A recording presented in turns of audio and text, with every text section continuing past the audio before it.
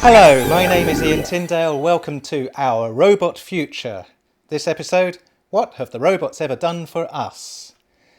Now, when I refer to robots, it's likely that you're imagining a thing that you've derived from a film that you once saw, or a television series, or a graphic novel cartoon. The fictional world of film and television has many examples of robots, and indeed, this represents most people's exposure to the idea of a robot.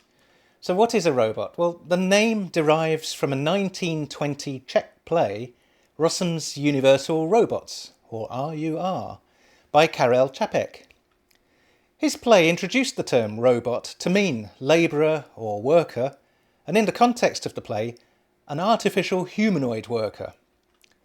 When I refer to robots, I'm not necessarily thinking of a humanoid or android that we've manufactured, although this is the most popular image found in fiction.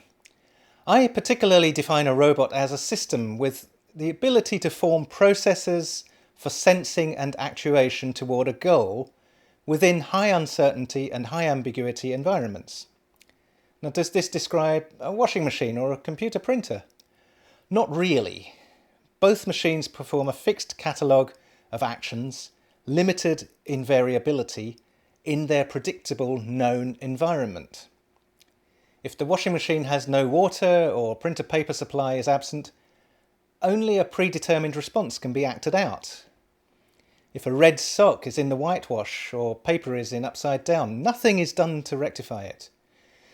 The Internet of Things descendants of Siri, Cortana and the like will also fall into my definition of robots. They'll be connected to the world's real and synthesized knowledge. Instead of simply displaying or speaking the result of an action that you have initiated, they could perform real-world actions on their own initiative for our benefit. Supermarket self-service checkouts themselves are not robots. If they are, they're the most useless ones imaginable. In effect, the entire self-serve checkout area does become one big staff-assisted robot for humans to effect their purchases by bringing their goods into. Robots use sensors and actuators to work toward complex goals within ambiguous and uncertain environments. It doesn't have to look like a human. Fiction frequently portrays robots as very human-like, and indeed one of the storylines sometimes used is that they are not easy to distinguish from humans.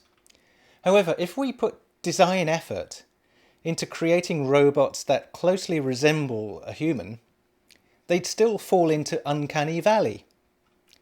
Why do we have such good colour vision? Well, one theory is, as we lost thick body hair of apes, detecting subtle changes of skin tone gave us a more accurate clue to other people's emotional state. I personally doubt that we'll see a lot of robots with a human body plan of 2 arms, 2 legs and a head on top. We may see some, but I suspect the majority will not be, although the human shape is unspecialised, which is ideal for a robot. We are like we are because of our primate ape ancestors, and not necessarily because a biped is the ideal generalist body plan to give to a robot. I could be incorrect though, and the future may turn out to be full of humanoid androids, just like in the films and on television. I doubt it though.